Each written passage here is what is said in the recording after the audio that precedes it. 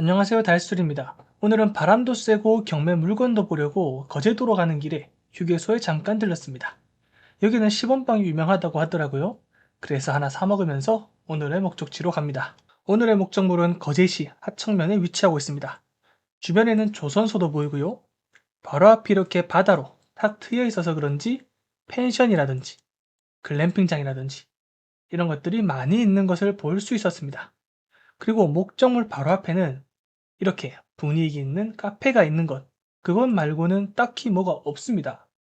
제가 운전을 하면서 봤을 때 적어도 지금 여기 보이시는 장목항 이 인근까지 가야 그나마 어느 정도 생활을 할 수 있는 생활권이 형성되어 있더라고요. 목적물로부터까지 거리는 차로 약 20분 정도 걸리기 때문에 생활에 조금 불편함이 있을 수 있습니다.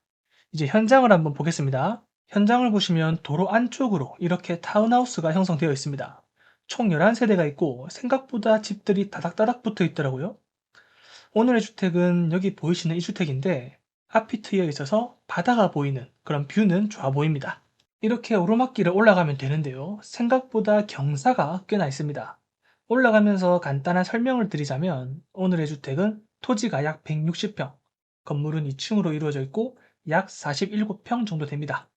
금액은 4억 2천만 원으로 평가가 되었는데 현재는 절반 수준인 2억 1천만 원까지 떨어졌습니다. 2015년도에 지어진 10년이 되지 않은 나름 신축주택이라고 볼 수 있겠네요.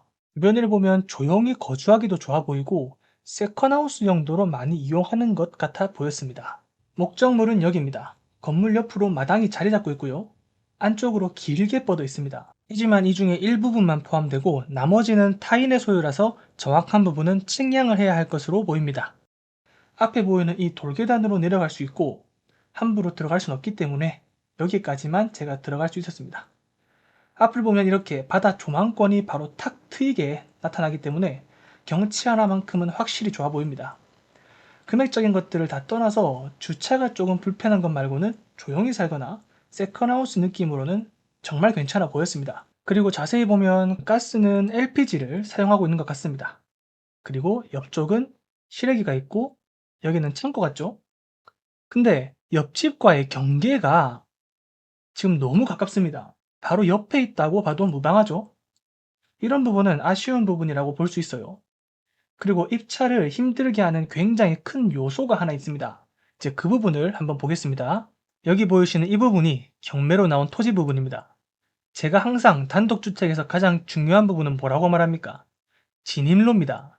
지금 이 도로는 군유지라서요. 문제될 부분이 없는데 여기 보시면 안쪽부터 목적물까지 연결되는 이 도로, 여기도 다 포함되는 겁니다.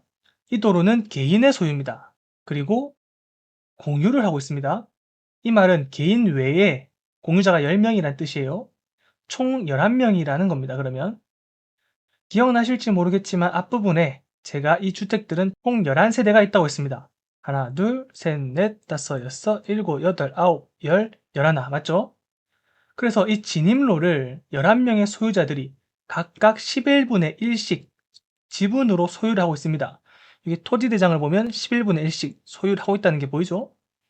그러면 이 주택의 채무자인 원래 소유자도 이 도로의 지분을 가지고 있었겠죠.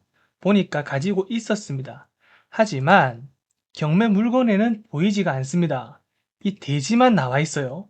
이왕 경매 나올 거면 도로 지분까지 같이 나와야 온전히 사용할 수 있는데 대지만 나오다 보니까 도로 부분에서의 문제의 소지가 있다는 겁니다. 따라서 도로 부분은 현 채무자를 통해서 매입을 해야 한다는 거겠죠. 주택도 지금 많이 유찰이 되었는데 도로 부분 역시 싸게 주려고 하겠습니까? 그렇기 때문에 이 부분에 대해 미리 협의를 마친 후에 입찰을 해야 할 것으로 보입니다. 협의가 된다 해도 낙찰받은 이후에 갑자기 마음을 바꾼다면 이 역시 해결하기 힘든 문제가 될 수도 있겠네요. 그리고 추가적인 부분들을 더 살펴보면 건축물 대장에는 찜질방이라고 되어 있는 부분이 있는데 현재는 멸실되어서 존재하지 않는다는 것 알아두시고 여기 영상을 보시면 조선소 같은 게 있죠. 저도 선박에 근무한 적이 있어서 선박 기자재를 보면 굉장히 반갑습니다. 제가 예전에 선박 기관사로 있을 때 배를 타고 다녔었던 기억도 나네요. TMI로 일했었던 배 사진도 한번 보고 가시죠. 태평양 바다는 정말 이뻤습니다. 어찌되었든 다시 돌아가서 지도를 보면 여기 산이 하나 있긴 한데 거리가 250m밖에 되지 않아서 혹시나 여기서 들리는 소음이 있지는 않을까 하는 생각도 드네요. 이 부분도 한번 확인해 보시는 것이 좋을 것 같습니다.